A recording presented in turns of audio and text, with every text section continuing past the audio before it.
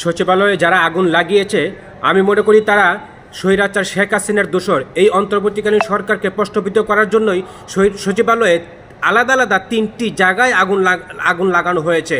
যদি এটা প্রকৃতপক্ষে নিজে থেকে আগুন লাগতো তাহলে এক জায়গা থেকে অন্য জায়গায় আগুন ছড়িয়ে যেত, মানে মাঝখানে কোনো ফাঁকা থাকতো না। এই অন্তর্বর্তীকালীন সরকারকে প্রশ্নবিদ্ধ করার জন্যই স্বৈরাচার শেখ হাসিনার দালালরা আগুন লাগিয়েছে। সচিবালয়ে আওয়ামী লীগপন্থী কারা কারা চাকরি করছে তাদেরকে বেছে বেছে বাছাই করে গ্রেপ্তার করা হোক। আগুন নিবাতে 6 ঘন্টা 8 ঘন্টা সময় কেন লাগবে? 6, 7, 8, 9 তলায় আগুন লেগেছে এবং আলাদা আলাদাভাবে 3টি জায়গায় আগুন লাগানো হয়েছে। এই আওয়ামী লীগের দোসরদেরকে গ্রেপ্তার করা হোক। এই 15-16 বছরে আওয়ামী লীগ যে অবৈধ সন্তান জন্ম দিয়ে গেছে, বাংলাদেশের পুলিশ প্রশাসন থেকে সচিবালয় থেকে শুরু করে প্রত্যেকটা জায়গায় আওয়ামী লীগপন্থী যারা আছে তাদেরকে গ্রেপ্তার করা হোক, জিজ্ঞাসাবাদ